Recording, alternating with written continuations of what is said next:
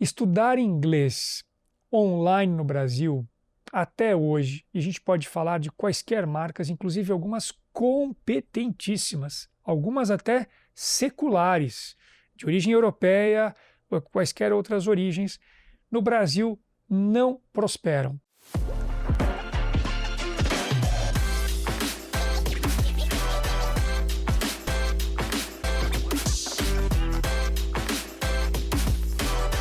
Pessoal, bom dia, bem-vindos a mais um episódio do podcast de Dono para Dono da Aldas, onde nós convidamos empresários e empreendedores para compartilharem a jornada deles, né?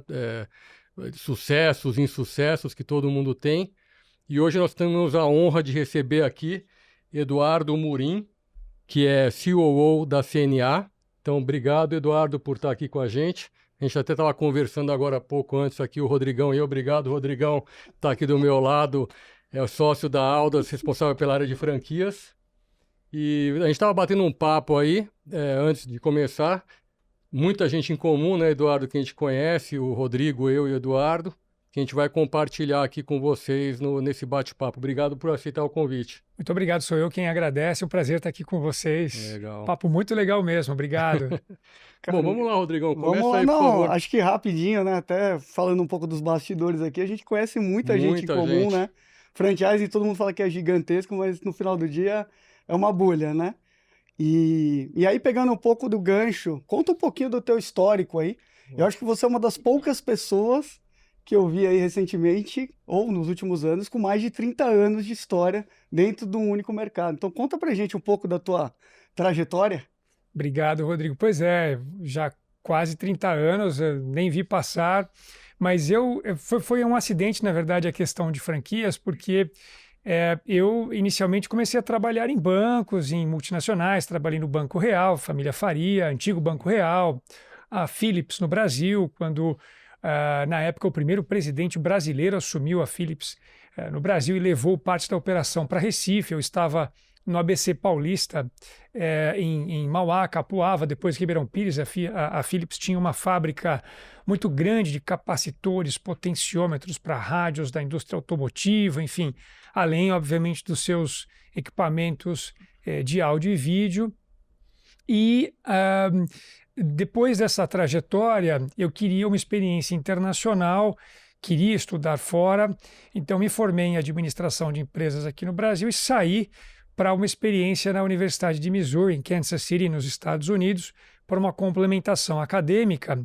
E lá, por quaisquer razões, isso é meio inexplicável, são coisas que acontecem muito ao acaso, muito particularmente, eu me interessei pelo modelo educacional que eu tinha tido, ao qual eu tinha tido acesso ali naquela experiência.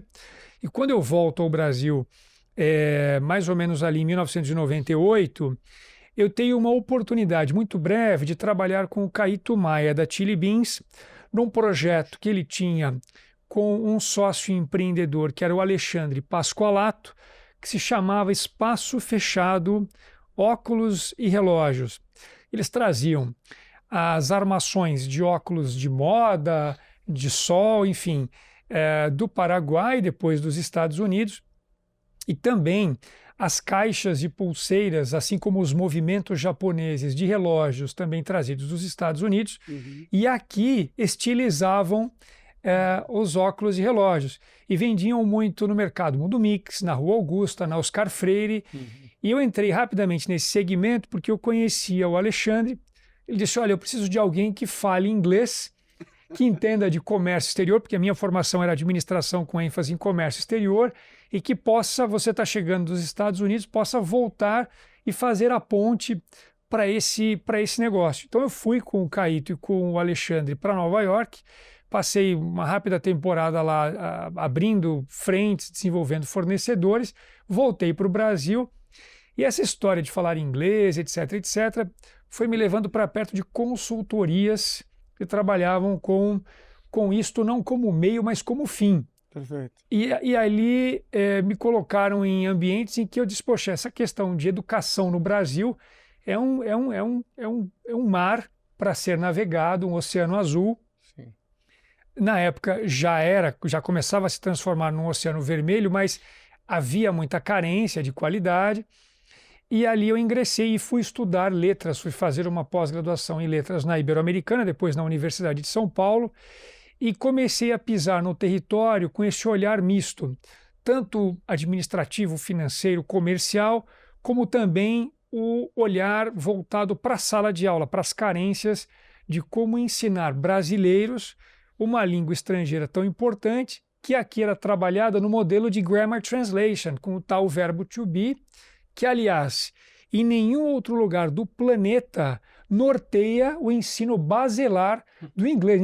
Nenhum outro país do mundo, na Argentina não existe isso, no Uruguai não existe, na Bolívia não existe, um método que segue um modelo de cartilha que começa com o verbo to be. Então, aqui no Brasil, isso ganhou uma musculatura tão distorcida, eu dizia, poxa, mas não é por aí. E aí, em 99, eu faço um pequeno trabalho de consultoria para a rede Skill de franquias, que era, na época, uma rede do fundador Orandi Momesso, um grande marchand brasileiro, um empreendedor que havia sido franqueado da marca Fisk e depois deixou o sistema de franquias para empreender com a sua própria marca, que foi a Skill, sistema de franquias.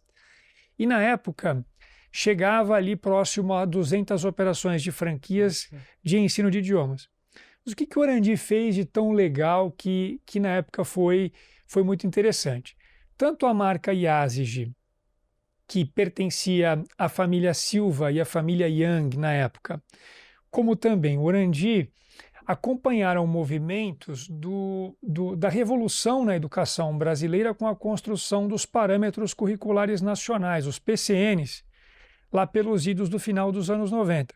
E os PCNs, pela primeira vez no Brasil, levavam o ensino de inglês, espanhol também, mas fundamentalmente inglês, para um patamar de instrumentalização do aluno da rede pública, especialmente, para uso dos aspectos comunicativos da linguagem, por meio de uma abordagem chamada abordagem baseada em gêneros de texto. Fundamentalmente, o que é isso? Ensinando crianças e adolescentes a lerem rótulos, críticas de cinema, ensaios e outros gêneros de texto, instrumentalizava muitas vezes uma criança de uma família humilde a rapidamente perceber na estrutura linguística o que comunicativamente aquilo representava. E isso saía do tal to be, das cartilhas muito mecanizadas, que eram fundamentalmente behavioristas, comportamentalistas, que você acertou na prova, ganha um doce, você acertou, ganha nota, para a atuação no mundo. Então, o que essas duas redes fazem na época, Yazigi e Skill? Se apropriam disto de uma forma muito interessante e tornam as suas propostas mais acadêmicas, digamos assim, com maior fundamentação. Então, eu vou para a Skill nessa época como um consultor, ali, pelo relacionamento do dia a dia com os desafios que vão se criando, a Skill percebe que precisaria de um executivo para tocar esses projetos e me convida para assumir a diretoria da área de educação e depois operações. E aí, então, é que eu começo a me tornar, nos dias de hoje, né, hoje sim, naquela época não, um decano de franquias, né, porque lá se vão 26 anos, 27 anos, quase 30 anos, como você mencionou, e por acidente.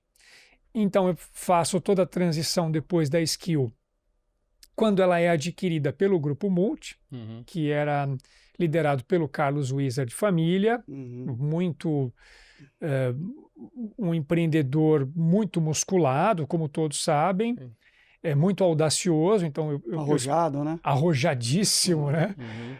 E eu tive esse prazer de trabalhar também com ele, diretamente com ele, já após a aquisição da Skill, na transição das marcas para o Grupo Multi. Ele já tinha essa visão de consolidação do mercado, foi fazendo aquisição de marcas de ensino profissionalizante, criou marcas também, o WorkTech Idiomas, o antigo Centro Cultural Americano, que depois se transformou em IES, que foi também adquirido por ele, marcas locais, Planet Idiomas e outras.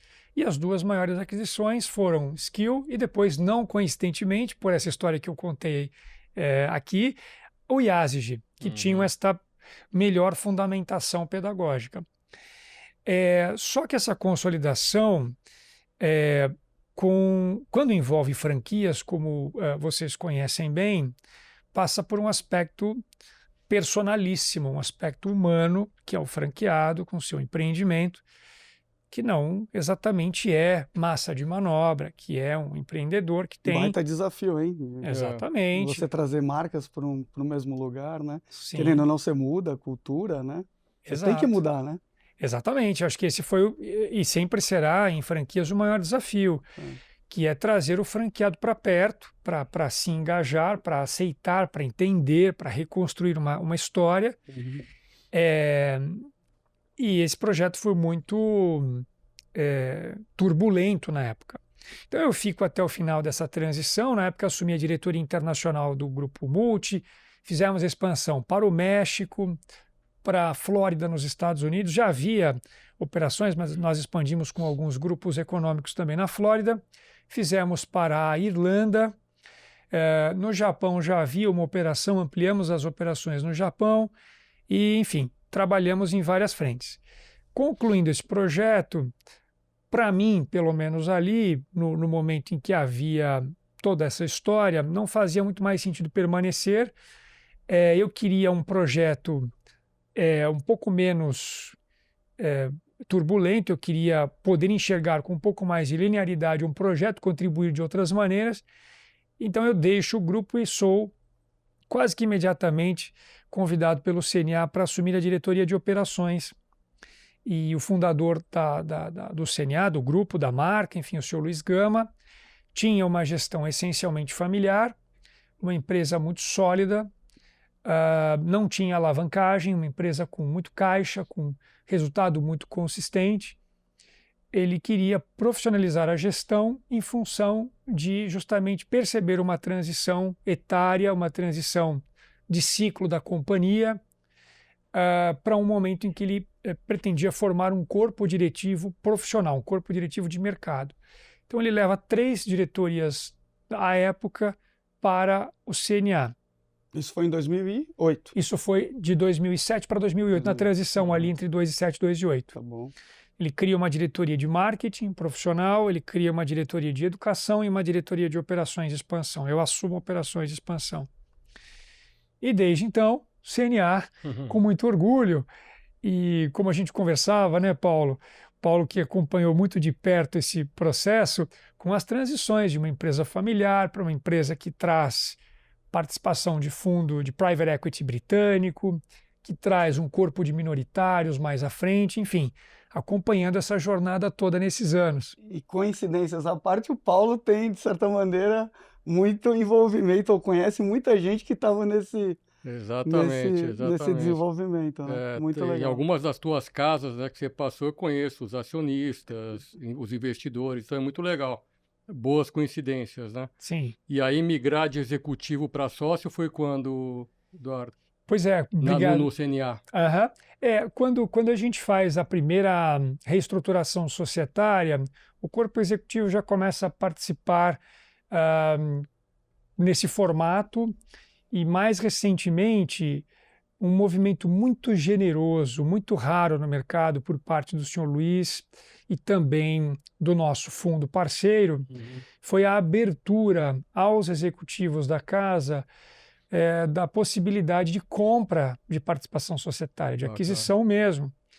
E nesse movimento, o nosso CEO, eu e um pequeno grupo fizemos a compra de uma participação adicional societária que nos tornou efetivamente sócios da companhia nesse sentido. Parabéns, muito legal. Muito obrigado, muito uma legal, honra para nós, para mim, para nós. Conhecimento, né? Sim. E você pode falar qual a proporção que vocês têm hoje, o bloco que toca o dia a dia? O bloco de minoritários tem uma participação bem pequena, bem pequena. Nós temos o senhor Luiz, a família fundadora ainda como majoritária. O nosso fundo parceiro com uma participação minoritária, porém relevante. E o grupo bloco de minoritários somado tem menos de 10%. Bacana. É um cap table bem concentrado, bem sim. bem limpo, né? Que é bom. Sim, sim. Bacana. Legal. E conta um pouquinho da CNA pra gente, um pouquinho dos últimos anos, né? Querendo ou não, teve pandemia aí, enfim, a gente tem que tocar nesse tema aí. É Como verdade. é que vocês se reinventaram, e até nessa linha do Rodrigo, entender o modelo, né? São mais lojas físicas, se sintam mais de rua, mais de shopping, que tem muita... Shoppings também agora diversificaram, e se também como é que está essa tendência do online, né? Que tem muito curso online agora de idiomas, né? Legal, obrigado pela pergunta. O CNA e eu somos contemporâneos, nós temos 52 anos de idade. Legal. E o CNA, por ter 52 anos, vocês já imaginem, é uma empresa que nasce num contexto muito físico, muito presencial, que deu à marca muita força. Hoje, em termos de número de alunos no mercado e operações de franquia, é muito provavelmente a marca líder nacional.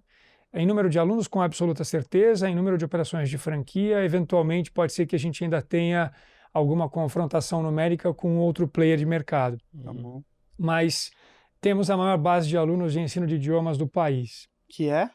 Que é hoje em torno de 400 mil alunos ano, 200 mil alunos por semestre. E até, já complementando o que eu esqueci, vocês estão só no Brasil ou também estão fora do Brasil? Só no Brasil. A CNA só no Brasil? Só no Brasil. Foi uma escolha pensada. O Brasil tem muito campo. Ainda é um continente a ser desbravado, né? Um país com tamanho de continente. Mas esse formato de franquias físicas criou laços muito fortes no sistema de franquias entre os franqueados e o franqueador. Há princípios muito rigorosos nessa relação, princípios éticos, princípios humanos, princípios operacionais e processos operacionais que antes da tecnologia, antes do high-tech, foram high-touch e trouxeram a rede para muito perto. Qual é a consequência disso? Acho que aí o Rodrigo conhece profundamente esse cenário. O CNA é a única rede de franquias brasileira a ter 33 selos de excelência em franchising consecutivos. Nenhuma outra marca de qualquer segmento tem este recorde, chamemos assim. Justamente por apostar muito no relacionamento, num ganha-ganha. E claro que para um ganha-ganha em rede de franquias que cresce, que hoje se aproxima de 800 operações só de idiomas no Brasil, é preciso muito suor, muito investimento de tempo, muito corpo a corpo com a rede. E dá trabalho. Dá trabalho e ouvir muito, porque franqueadores falam muito, nem sempre ouvem tanto. Nós mudamos o exercício da oratória para a escutatória. Legal. Como dizia Rubem Alves, saudoso Rubem Alves. Muito legal. Então a gente fez curso de escutatória mesmo, além de oratória. E aí, esse é o primeiro lastro fundamental dos princípios do CNA, especialmente nos primeiros 35 anos da marca. A partir das revoluções em tecnologias educacionais, a gente pode falar com bastante convicção de que de 2013, 14 para cá isso ficou muito evidente. Nós passamos a fazer uma transformação digital em produtos da marca, mas também na forma de se relacionar com a rede. Sistemas de gestão, uma série de outros mecanismos em que a gente tem a tecnologia a serviço dos nossos objetivos. Mas nada, para nós, nada mudou tanto a feição da marca como a pandemia. Deixando de lado, obviamente, o aspecto triste da pandemia, o aspecto pernicioso, né, da pandemia, o lado, se é que existe algum positivo, foi o motor propulsor de mudanças na marca. Porque tão logo a pandemia se anuncia da Ásia ingressando no Cone Sul, no Brasil, a gente tem basicamente 2 semanas para transformar algumas décadas de relação presencial numa relação 100% digital. Não estou dizendo 90%, 80%, 95%, 100% digital. Então, quer dizer, a gente transforma a maneira de trabalhar com o mercado, com a rede e com os franqueados num modo 100% digital. Então, isso passa por reescrever todas as linhas de materiais didáticos, de cursos, de manuais de orientação a professores, equipes comerciais, administrativas, etc., etc., em 2 semanas. É exatamente isso que a gente faz. Com acertos? Claro que não. Com acertos e com muitos erros também. Mas nós nos demos a chance de, durante a pandemia, errar e corrigir, contando isso para a rede e para o mercado. Então, dizendo para as famílias que acreditavam na marca, em nós, acreditaram e permaneceram conosco. Nós vamos oferecer o que há de melhor no ensino síncrono, ou seja, em tempo real de inglês, aulas ao vivo, como se estivéssemos em sala de aula, para os seus filhos, para suas filhas, ou para adultos, enfim, para quaisquer que fossem os nossos alunos e alunas, naquele contexto. Nos esforçamos muito para isso. Mas os desdobramentos disso na época foram surgimento de cursos também assíncronos, novas plataformas digitais, cursos específicos para negócios e para adultos como o CNAGO, e outras variantes que nunca mais deixaram de fazer parte do portfólio da marca.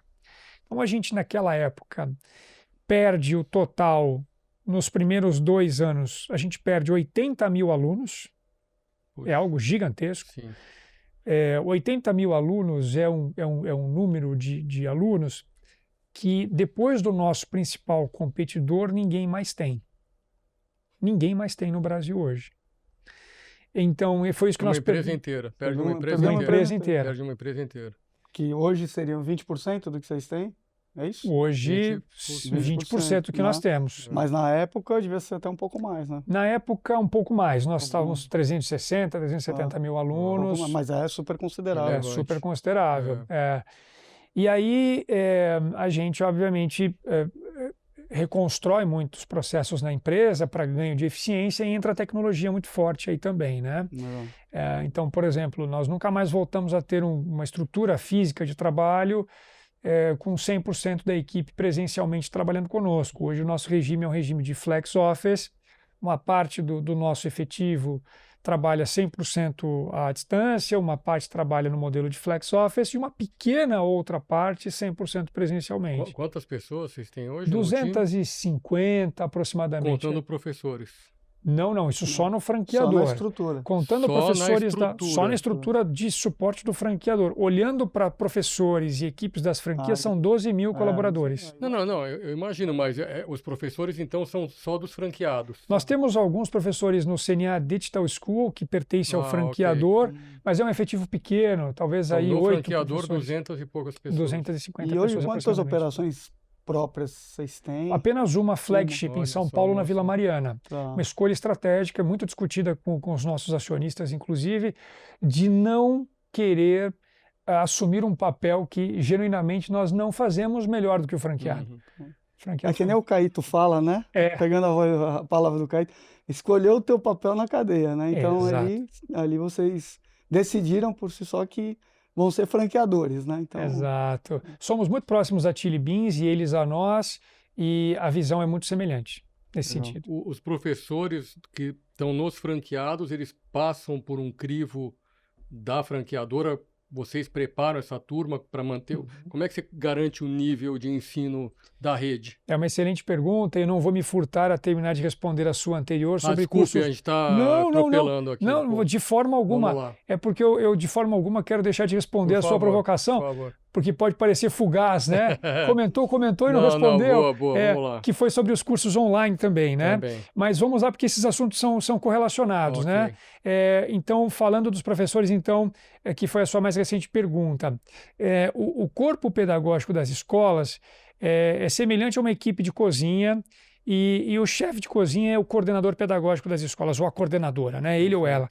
E toda a coordenação pedagógica é contratada e formada pelo franqueador. Claro, uma vez que a gente identifica o chefe de cozinha, ele ou ela, na escola, é responsável pela contratação da equipe pedagógica, de professores e professoras.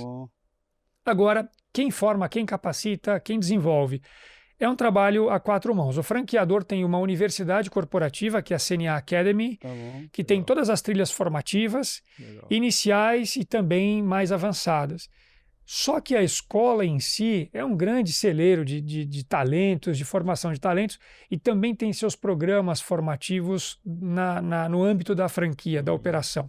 Então isso acontece a quatro mãos, o franqueado é instado a investir muito nisso, e a mesma coisa vale para a equipe comercial, que tem uma coordenação comercial e o efetivo comercial, e a equipe administrativa tem como liderança, geralmente o franqueado, a franqueada, e também segue nesse mesmo formato. Então, há uma estrutura de multiplicação e de formação que vai acontecer nesse formato. Perfeito. Esses professores competem com todo tipo de oferta no mercado, como a provocação que você muito bem fez. O que acontece com os cursos online nesse contexto? De novo, o Brasil como uma grande jabuticaba. Brasil sendo Brasil, aquelas coisas só acontecem aqui. Além do verbo to be, que só acontece aqui, estudar inglês online no Brasil, até hoje, e a gente pode falar de quaisquer marcas, inclusive algumas competentíssimas, algumas até seculares, de origem europeia, ou quaisquer outras origens, no Brasil não prosperam. Por quê? Pelas características do aprendente, do cidadão brasileiro. Primeiro, um vínculo afetivo muito peculiar. Quer ter contato com o professor, quer acessar o professor. Imaginem vocês indo a um consultório médico, sendo bem atendidos por um médico especialista, ele dizendo assim, olha, no meu caso, por exemplo, Edu, fica aqui com o meu WhatsApp. Se precisar de alguma coisa, me escreve.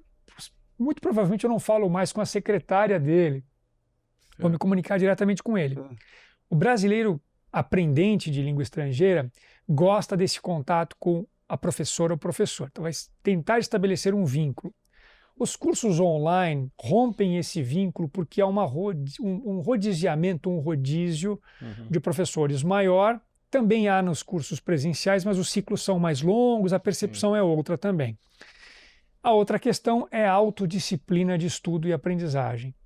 A questão de manter-se ativo, engajado no processo, que, como nós sabemos, pelos estudos acadêmicos, necessita, no caso do brasileiro, de investimento de aproximadamente 400 a 600 horas de instrução para um nível de proficiência, chamemos assim, intermediário avançado, 400, 600 horas de instrução. Por que período? Na vida. Para uma formação mínima. Mínima. Ok. Você ter um engajamento num curso online desse mesmo montante, de 400 a 600 horas pelo menos, né? Então, quer dizer, demanda realmente uma grande autodisciplina. Na Ásia, isso não é um grande problema, né? Então, aqui a gente passou a mosca. Não, mas aí, até fazendo um parênteses, eu acho que isso deve funcionar no mundo corporativo, talvez. Porque aí a empresa vai... Ou também não tem essa autodisciplina? Também não existe. Não, também não? Também não existe. Eu achei que no mundo corporativo um pouco mais. É claro que aí nós vamos olhar para camadas do mundo corporativo, para certos níveis, né? Enfim, mas também não é. Pode até melhorar um pouco a produtividade, mas acho que não é. Vida, eu achei que aí tinha um pouco mais de autodisciplina. O negócio é cultural, né? É cultural. Mira uma carreira, enfim. Mas aí quando você coloca na cesta academia, viagens, né? Aí a autodisciplina fica mais desafiada, né? Então, os cursos digitais no Brasil, sendo eles ministrados em aulas síncronas ou assíncronas, atingem fundamentalmente o público jovem, adulto e adultos, são nos diversos modelos que existem muito interessantes, mas no Brasil, apesar de arrebanhar milhares e milhares de matrículas, a centenas de milhares, não mantém o aluno por mais de 90 dias. Puxa. É o mesmo desafio da academia.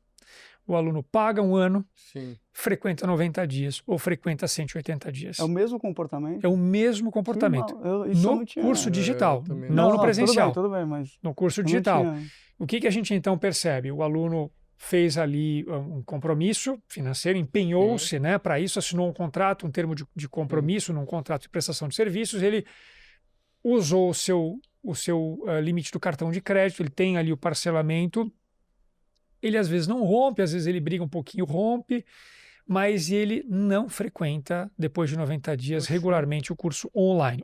Sim, online. Presencialmente, esse comportamento é completamente diferente, mesmo para adultos. É um engajamento muito maior. Adultos geralmente passam 18 meses bastante engajados. Isso pode cair depois. E adolescentes e crianças por muito mais tempo, ciclos muito mais longos. Né? Geralmente porque eles são paralelizados à educação regular. Exato. Elas vão seguindo os ciclos educacionais regulares e com contrapartida os cursos livres ou complementares ou de contraturno. Né?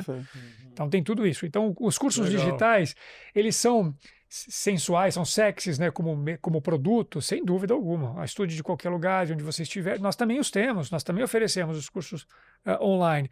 Porém, nós apostamos mais no modelo síncrono, que são os nossos cursos mais bem-sucedidos digitais. Muito legal. Muito legal, obrigado. Imagina, disponha, prazer. Legal. E em relação ao número de operações hoje, vocês estão com mais de 200? Nós temos mais de 200 de programação e robótica. Robótica. Sim. Na Control-Play lá do... Na Control-Play, que foi a marca que nós adquirimos em outubro de 23. E de ensino de idiomas apenas, 720, arredondando números aqui. Né? A gente tem, portanto, hoje uma rede muito musculada, muito ampla, em todos os estados brasileiros. Nós estamos em todos os principais mercados. Mas quando você fala idiomas, o brasileiro está buscando, além do inglês, imagino o espanhol, deve ser meio óbvio, o que mais? Olha, a gente tem uma época falavam muito do mandarim, mas hoje não se fala mais tanto. Né? Isso é muito regionalizado, né? A gente tem o espanhol. Inglês, de longe. O inglês, 95% do que a gente hoje comercializa. O espanhol, 5%. Nós só trabalhamos com os dois idiomas, na verdade. Espanhol. Mas nós temos, eventualmente, procura de alguns idiomas muito específicos em algumas regiões do Brasil, onde há multinacionais de uma determinada origem, né? Então, a gente tem em Minas, com a Fiat, procura por italiano, a gente tem em Recife, procura por francês, isso depende muito. E aí, às vezes, muito raramente, há, inclusive, autorização para que o franqueado trabalhe com o ensino de uma outra língua, mas isso é cada vez mais raro. A gente, de fato, como sistema amplo que hoje nós nos tornamos, a gente procura, de fato, manter todo o ambiente muito controlado, né? E gerenciável. Em relação à expansão, vocês continuam aí com o pé no acelerador? Como é que... Hoje nós temos... Obrigado pela pergunta. O pé no acelerador mudou no sentido em que a gente ingressou em outras vias para acelerar. Primeira via, além do mercado aberto, e hoje nós temos 140 municípios ainda brasileiros disponíveis com potencial de maturidade mercadológica equivalente àquilo para que o varejo olha, que são municípios com mais de 100 mil habitantes, renda per capita X, com, enfim, ecossistema Y, são mais ou menos 140 territórios disponíveis para nós no Brasil ainda. Então, o que nós fazemos? Além do mercado aberto, existem oportunidades para vários formatos de franquia, microfranquia, franquia escola, que é o modelo que nasce dentro de instituições educacionais parceiras, dentro de colégios, universidades, até os modelos mais tradicionais, enfim, com portes condizentes com o mercado local. Nós trabalhamos com o modelo de endocrescimento. Nós queremos prestigiar os nossos franqueados que vêm se tornando, pelo tempo de casa e pelo formato de crescimento, multifranqueados também. Legal. E nós gostamos da ideia do multifranqueado monomarca, aquele que tem várias operações na mesma marca. Nós não proibimos, nós não combatemos o modelo de multifranqueado multimarcas. Existem muitos franqueados na marca que têm operações na área de alimentação, food service, no varejo de vestuário, etc, etc. Beleza, saúde e bem-estar.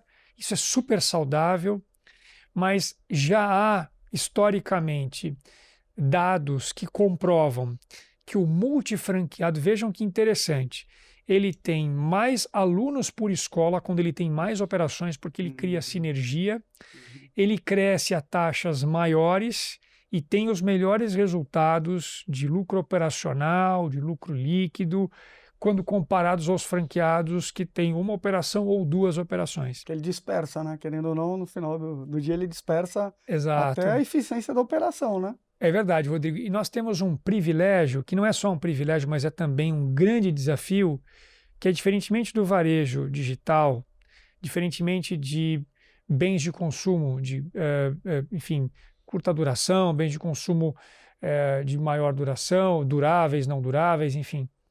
Nós temos o privilégio e o desafio de receber o nosso cliente de volta no nosso ambiente, quer seja ele físico ou digital, 2, 3 vezes por semana. Ele retorna, ele volta a nos olhar nos olhos e dizer, olha, vocês prometeram, cumpriram, ou vocês prometeram, não foi bem assim. Então, esse desafio gera uma necessidade da presença do franqueado, quando não a presença física, porque hoje há sistemas para isso, há processos para isso, enfim, já somos um sistema robusto de franquias, há a necessidade de uma presença gerencial do franqueado, a gestão do negócio, quer seja por meio de painéis, sistemas, quer seja de fato ali com o umbigo no balcão. Então a gente gosta da ideia do franqueado que tem, mesmo tendo muitas operações, que tenha uma presença na gestão, à frente da gestão do negócio. Isso faz muita diferença no nosso caso. E claro que respeitamos todas as demais visões e segmentos de negócio, mas para nós funciona bem assim. Legal. E dessas 800 operações, em mais de 800, quantas hoje você tem multifranqueados aí? 15% da rede hoje é efetivamente um corpo econômico de grupos econômicos de multifranqueados. Pois nós temos um bloco central muito maior, 40%, que tem 2 operações de franquia, entre 2 e 3 operações de franquia. A gente considera multifranqueado aquele que tem mais de 3 operações de franquia. E depois franqueados com uma única operação. Mas multifranqueados de fato, e porque não foram no passado incentivados por nós.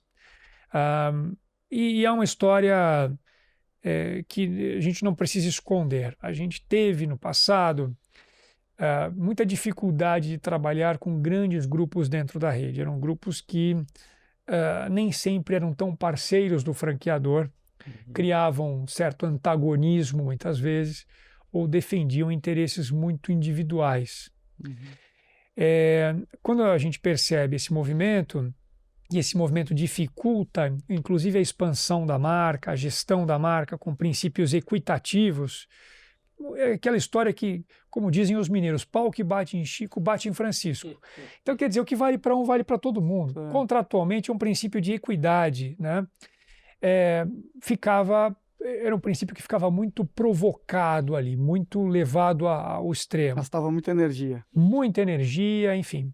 Então, nós decidimos não proibir, mas também não encorajar tanto a formação de grandes grupos naquela época. Estou falando de 12 anos atrás, 14 anos atrás ou algo assim. E construir uma rede mais democrática, mais equitativa. Hoje, tendo conseguido mecanismos, processos, sistemas de gestão, contratos mais atualizados, enfim, uma capacidade da gestão da rede maior, hoje já é possível incentivar o retorno do crescimento dos grupos econômicos, o formato de multifranquias, como algo saudável e que não fere os princípios equitativos que nós queríamos estabelecer e estabelecemos nesses anos, né? Muito legal. Enquanto o Rodrigão vê aí, tem uma que eu não posso... Vai tocando, Paulo. Eu não aguento, né? Tem que perguntar. E aí você responde também, se você puder, claro, né, Eduardo? Claro. Vocês têm uma agenda... A rede até hoje, ela cresceu também por aquisições. Eu acho que a gente não tocou nesse ponto, porque você falou de alguns concorrentes que fizeram aquisições lá atrás. CNA teve um histórico de aquisições ou não? E a pergunta que eu quero fazer é, hoje vocês têm apetite para aquisições de modelos quais sejam? Um modelo totalmente remoto ou mais para o físico? Obrigado pela pergunta. Nós, no período em que o mercado de ensino de idiomas, de hoje é importante dizer, nós não somos mais... Que eu não lembro do CNA ter feito aquisições. Estou errado ou não? Recentemente sim, mas no passado não. Não, né? No passado cresceu não. Organicamente mesmo. Exato. No período do início dos anos 2000, entre 2001, 2002 até 2010, como vocês conhecem profundamente também, esse nosso mercado passou por um processo bastante turbulento de consolidação, ou tentativa de consolidação, né? Sim. E aquilo que nós falávamos há pouco aconteceu em diversas marcas, diversos grupos, que foi, no meio do caminho, o franqueado, que tem ali um princípio com a marca, que não é só empresarial, tem um vínculo afetivo grande, acreditou e acredita na cultura daquela organização, enfim. Ele, obviamente, é um partícipe fundamental e indissociável desse modelo, desse formato, e que nem sempre é consultado ou participado corretamente nessas transições muito, muito agressivas. Então, o que aconteceu nos anos 2000, ali na primeira década, né, até 2010, foi um movimento por parte do CNA de observar o mercado, de acompanhar o mercado com interesse em aquisições, mas olhando muito para dentro de casa, para solidificação, para consolidação da relação com o seu próprio franqueado. Perfeito.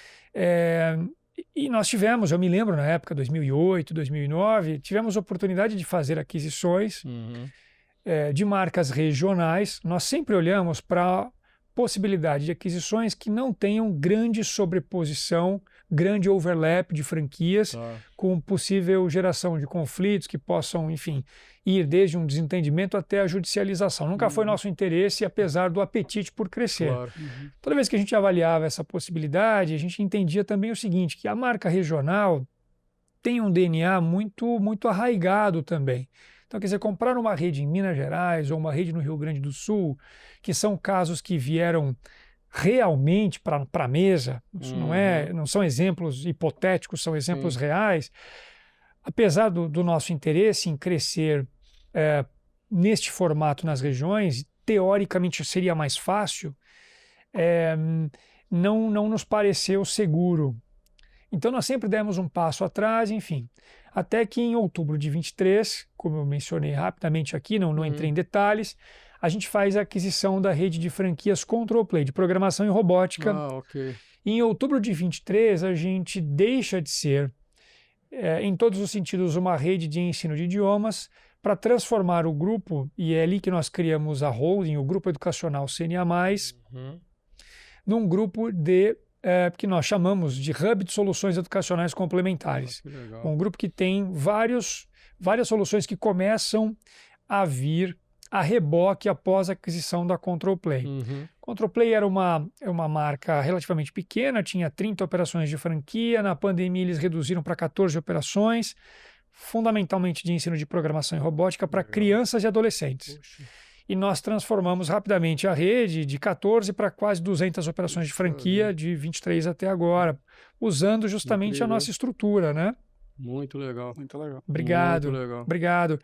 E a partir disto, Paulo, eu acho que a gente desenvolveu um apetite maior, porque a gente também viu que pode, obviamente, dar certo nesse contexto controlado. Muita sinergia, né? Muita sinergia. E agora nós trouxemos, não por M&A, mas numa forma de parceria também, um outro parceiro para o grupo, que é a Mundo Melhor, para ensino de competências socioemocionais, mas principalmente socioambientais, trazendo uma linha de cursos para crianças e pré-adolescentes, que é a Curva de Vento e Pegada Viva, de ensino dos 19 Objetivos de Desenvolvimento Sustentável da ONU, alinhando esse tipo de ensino às premissas da Base Nacional Curricular Comum e outros princípios também, né? Então a gente vem ampliando o portfólio para bastante além de inglês e espanhol agora. Muito legal, e hoje Obrigado. Esse crescimento da Control Play, ele se deve também através de multifranqueados que estão na base da CNA. Vocês fazem essa combinação ou não?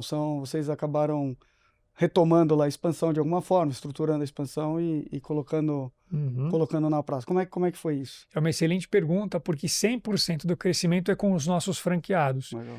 Nós optamos por não abrir para o mercado e prestigiar os nossos franqueados para que eles pudessem, de fato, sair do discurso de que nós somos um hub educacional e levar para suas estruturas um portfólio ampliado com marca, com toda a estrutura de suporte. Legal. Então, 100% desse crescimento, além dos franqueados originários Control Play, os 14 que vieram conosco, que aí deve ter acontecido o reverso, eles também puderam plugar o idioma na franquia eles tiveram, dele. teve também essa. E isso aconteceu. A primeira foi Jundiaí, legal, né? aqui no interior de São Paulo. Jundiaí foi a primeira a fazer esse movimento reverso. Você amplia a oferta do cara, né? Exatamente. E a gente acredita muito nisso, Paulo, Rodrigo. A gente acredita muito na diversificação das linhas de receita no mercado atual. Perfeito. Para a melhor condição de competição do franqueado hoje, no pós-pandemia, para nós, isso hoje é parte indissociável do modelo de negócio. Perfeito. A gente encoraja muito o franqueado a trabalhar com parcerias empresariais. A gente falou há pouco de mercado corporativo, corporate sales. A gente tem um braço muito forte de ensino de idiomas, principalmente em empresas no Brasil. Acabamos te perguntando isso. Vocês têm um braço de corporate sales? Temos. Que é in-company o curso? In-company, sim. Presencial. Mas presencial aí, também à distância. Isso daí está conectado na matriz ou unidade por unidade? Você permite o... Excelente pergunta. Essa é uma dúvida boa mesmo. O corporate, né? É uma pergunta muito boa porque ela ajuda a fundamentar esse conceito da parceria ganha-ganha. Sempre o franqueado. Sempre o franqueado. Nós temos capacidade de atender via franqueador 100%.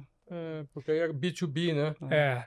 Mas sempre o franqueado. Sim. Se ele dá esse empurrão para o franqueado, ele vai gerar mais faturamento, né? Exato. O franqueado tem produto físico e digital para atender empresas. Então, existem séries, coleções de materiais didáticos e cursos, como o CNA Pro, que são voltados para jovens adultos e adultos do mercado corporativo ou do mundo profissional em geral, que trazem situações de comunicação para esses contextos, mas também os cursos ao vivo, o que nós chamamos de CNA Live Class, e também ainda produtos assíncronos. Tem empresas que vêm buscar no CNA um formato de benefício vale educação. Então, trabalham com milhares de colaboradores na sua estrutura, plantas fabris, escritórios centrais, enfim, toda aquela estrutura, às vezes centralizada, às vezes descentralizada, e querem ter como benefício incremental o Vale Educação. Um dos formatos mais simples, de mais amplo alcance é o curso assíncrono. E nós temos também a plataforma digital para o curso assíncrono, a plataforma CNA Go e algumas outras ofertas também. Mas sempre o franqueado, ele é o nosso genuíno primeiro grande cliente, parceiro, e o nosso interesse é que ele monetize a operação de forma bastante sustentável. Então, com o mercado muito competitivo, nós fomos ajudando o franqueado a diversificar portfólio. Então, além da parceria com empresas, a parceria com instituições educacionais, nós chamamos de CNA na escola, com todo o movimento que aconteceu em etapas bastante erráticas no Brasil, desde ali, final dos anos 90, escolas que começaram a ser bilíngues, além das já internacionais, de fato, escolas de alcance global, nós percebemos um retorno desse movimento em vários estágios no Brasil, passamos a criar um programa bilíngue by CNA. Qualquer colégio regular no Brasil que queira criar uma oferta de programa bilíngue pode contratar as soluções do CNA para isso. Nós levamos professores, materiais didáticos, proposta curricular, sistema, tudo para criar um modelo ao qual o colégio adira, do qual faça parte e possa começar a oferecer às famílias sem precisar construir toda essa estrutura, que é muito custosa e complexa, né? Com certeza. Então nós temos essa frente, temos uma frente de certificações internacionais, que é uma outra importante linha de receita para a franquia. Nós somos hoje, no mundo, o maior centro ofertador e aplicador das certificações de Cambridge. Por ano, a gente trabalha com 14, 15 mil alunos que fazem as certificações, além de alunos de colégios que nos contratam para ofertar, aplicar as certificações internacionais. Temos todas, as americanas, as britânicas, as globais, enfim, todos os de Cambridge, todos os certificados internacionais. Então, nós nos tornamos esse polo também referência em certificações internacionais. mais uma linha de receita. E o franqueado tem programação em robótica, ensino socioambiental, socioemocional, inglês e espanhol, presencial ou não. Então isso vai ampliando. Estão cobrindo tudo, Incrível, né? Tá cobrindo tudo. Tem que ser, O cara né? entrou, o cara não sai nunca mais.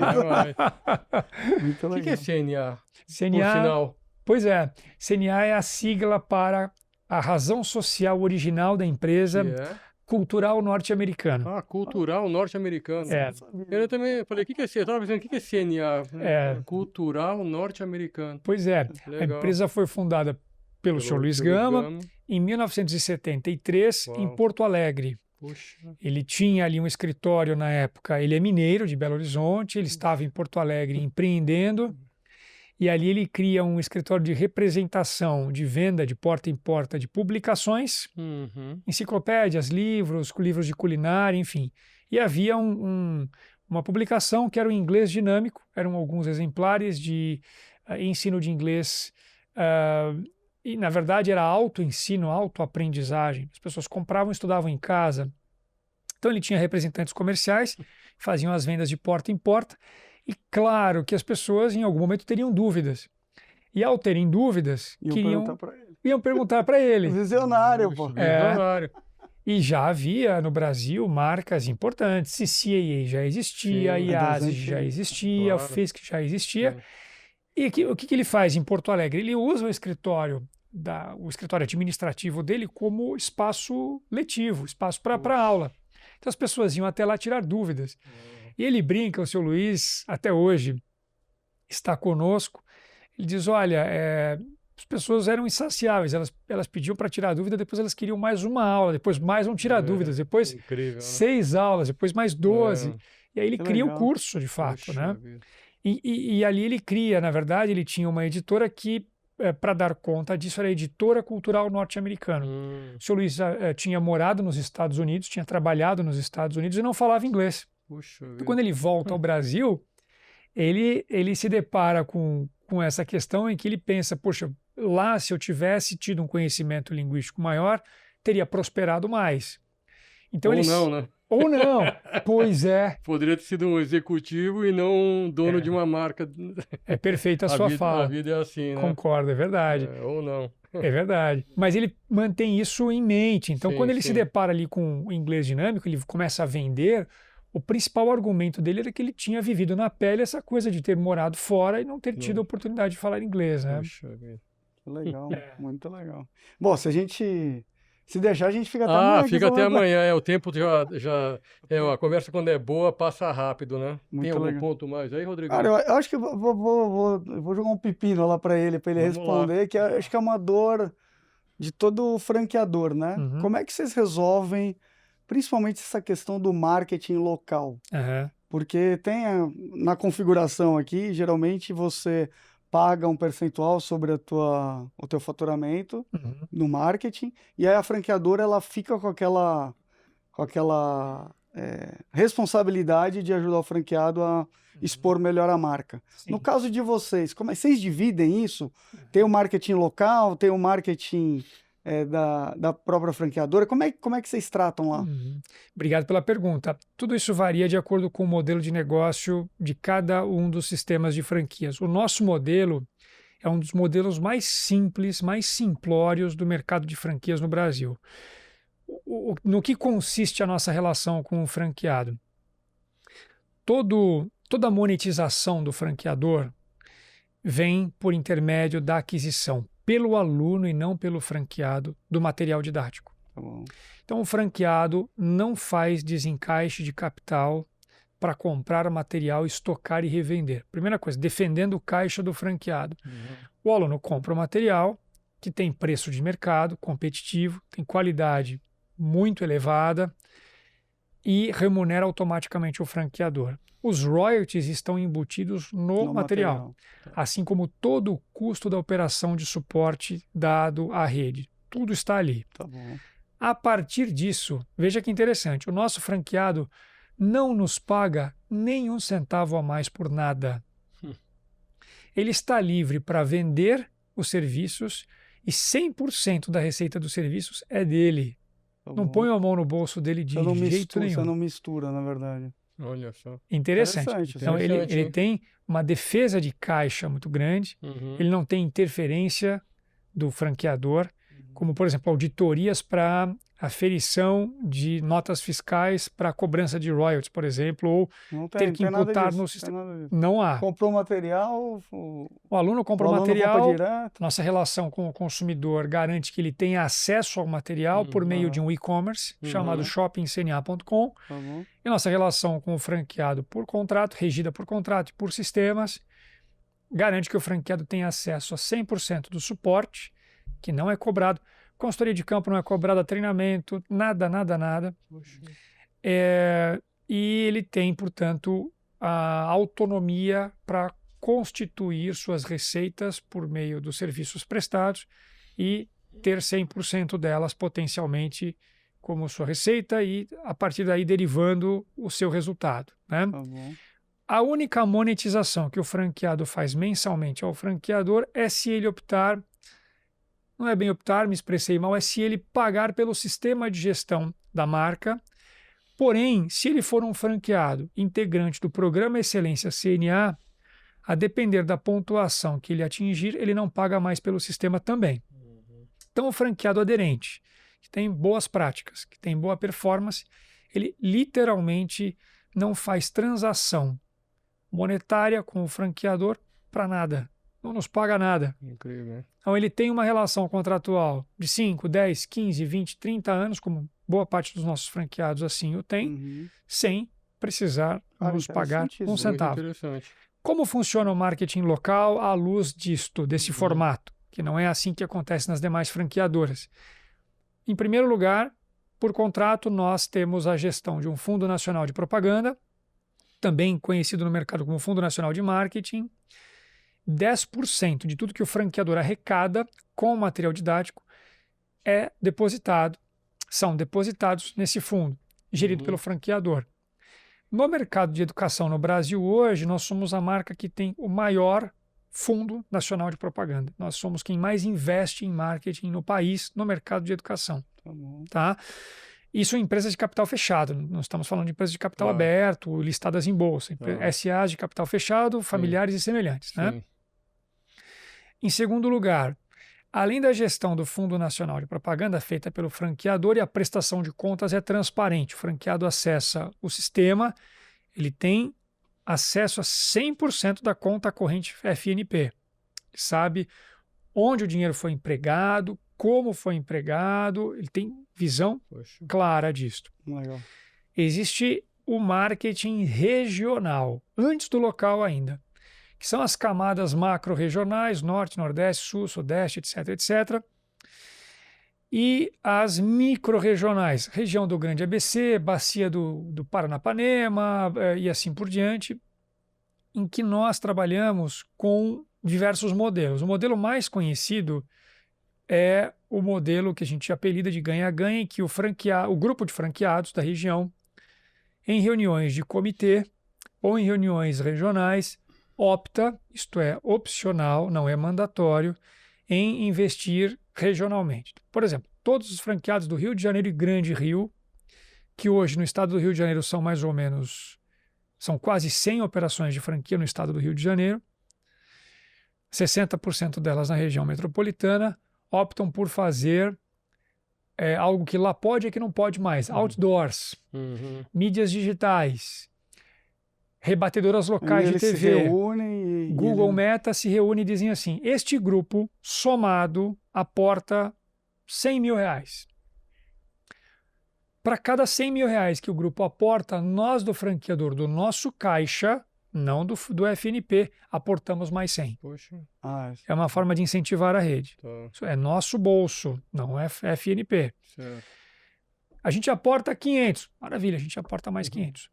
Tá. Então, quem dá mais? Caraca, legal isso aí. Muito legal. Então, isso acontece em vários lugares do Brasil. Legal. Disto deriva o marketing local. Porque o desdobramento do regional é em âmbito local.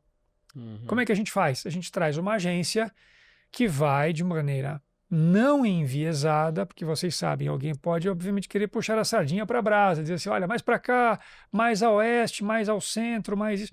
Não tem isso. Uma agência imparcial vai lá e determina a campanha. Cria-se matematicamente uma base 100, a distribuição geográfica parte dessa base 100 e também a distribuição de capital, Legal. de investimento.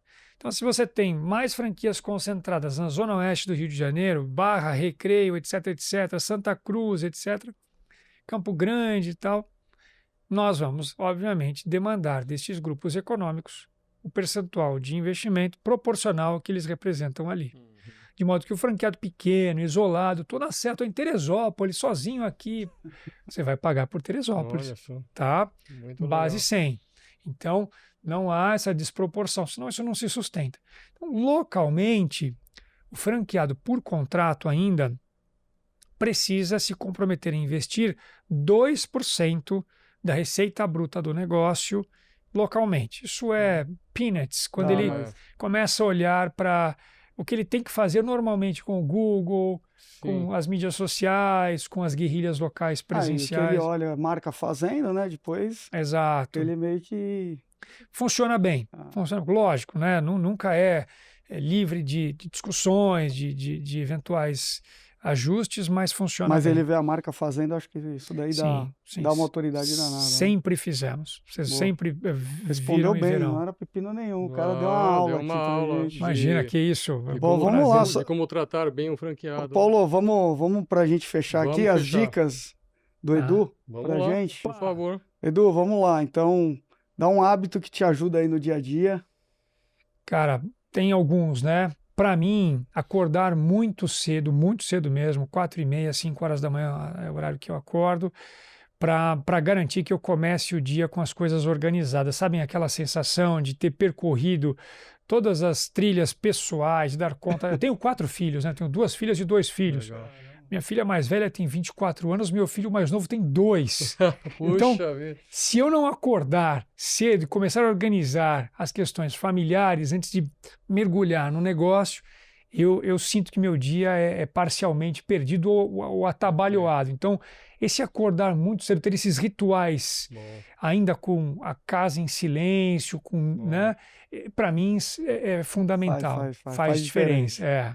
Um livro aí. Somos 2, eu também gosto de fazer. Que legal. Somos 3 aqui. Eu também gosto de fazer isso. Eu vou ligar para vocês às 4h30, então, para ver se vocês atendem. Pode ligar. 4h30 eu não garanto, mas 5h30 eu garanto. Um livro aí de cabeceira aí, recente. Cara, tem alguns, tá? Importantíssimos, né? Eu gosto muito do historiador britânico Eric Hobsbawm, com Tempos Interessantes, que é um livro que fala da transição do século XX para o século XXI, né? Que mostra bem assim, a construção do que hoje a gente vê e vive no pós-século XX. Tempos Interessantes, A Era dos Extremos também dele, qualquer um do Zygmunt Bauman, sociólogo polonês, Tempos Líquidos, Amor Líquido, qualquer coisa líquida, enfim, claro, todos do Rubem Alves, né? Poetinha, falecido, educador brasileiro, Eduardo Gianetti também, né? Eu vou assistir depois para... Tá, legal, pra mas enfim, tomar nota. Tem alguns. Legal. Muito legal. Podcast. Eu gosto muito do José Cobori com o JK Cast, que é um cara que vem do mercado financeiro, vem do mercado de M&As, mas ele fez uma transição grande na vida, foi preso, tem uma história muito bacana, mas e hoje tem um podcast bem equilibrado, é um cara bem ao centro dessas discussões muito radicalizadas, polarizadas, em que ele faz um olhar do empreendedorismo, do mercado financeiro, mas também do lado social brasileiro muito interessante. Pelo menos a mim, individualmente agrada muito. JK Cast, José Cobori. Legal. Boa. Um filme ou série que gostaria de indicar, tirando Stranger Things, né? Que agora tá... negócio, lá em casa tá uma loucura. Não, uma loucura. Acho que de série, Black Mirror continua sendo uma das mais impactantes, assim, né? Eu com os filhos em várias gerações, né? A minha filha mais velha, ela era super, assim, assistia muito a Black Mirror, então eu mergulhei. Gosto muito como série das mais atuais. Legal. Filmes tem muitos, eu gosto muito dos filmes cult dos anos 90. Eu vou ficar aqui com Uma Noite sobre a Terra, do Jim Jarmusch, que é um filme que tem pouco enredo e muitas falas em 5 nacionalidades, com 5 taxistas mundo afora, transitando e transportando pessoas com conflitos, com histórias, assim, durante uma madrugada inteira, mundo afora. Não é o melhor filme dele, do diretor Jim Jarmusch, mas é o que mais me fez assistir algumas vezes o mesmo filme. Boa. Uma frase que marcou sua trajetória? Cara, olha, eu não sou muito leitor, não gosto muito de Paulo Coelho, mas ele tem uma frase muito interessante, que é: o impossível é apenas uma opinião, que eu gosto demais. Legal. E alguém que se admira e por quê? Pra gente fechar. Olha, eu vou, como a gente está num contexto de CNA, a história do seu Luiz Gama é uma história muito bonita, muito bonita. Eu acho que, falando bem perto do nosso contexto aqui, sem dúvida nenhuma, a ele em primeiro lugar, com toda a trajetória, tudo que construiu e a maneira generosa com a qual ele vem lidando ao longo dessas décadas com todos que estão com ele. Família, franqueados, amigos, sócios, executivos, parceiros. Eu nunca vou me esquecer das minhas reuniões com ele, em que o assunto de trabalho era sempre o último. Ele queria saber da família, dos sonhos, do que a gente estava fazendo, do carro. E ele dizia: bom, e a propósito, como é que está o resultado? Né? Então, não posso deixar de admirá-lo em primeiro lugar nesse contexto que nós estamos aqui. Muito legal. E onde que eu encontro o Edu nas redes sociais? Dá um arroba aí pra galera. Legal. Pelo CNA, o CNA Oficial, Instagram, né? O cna.com.br, aí a empresa. No meu caso, Edu_Murim, meu sobrenome também no Insta. E, enfim, à disposição. Muito, muito bacana o papo aqui. Estou muito honrado. Muito obrigado. Prazerzaço estar com você. Obrigado, Rodrigão. Obrigado, Eduardo. Sou eu quem agradece. Bela história mesmo. Tem que marcar uma outra para continuar depois. Ixi, vai longe aqui. Vamos! Então, pessoal, bom, de novo agradecer o Eduardo, encerrar mais um episódio aí de Dono para Dono. Vocês encontram a Aldas, aldas.com, é nosso site, e @aldas_. Enfim, o time vai colocar os endereços aí. Obrigado, Rodrigo. Obrigado, Eduardo. Prazer, muito grato. grato. Até a próxima aí. Até. Um abraço.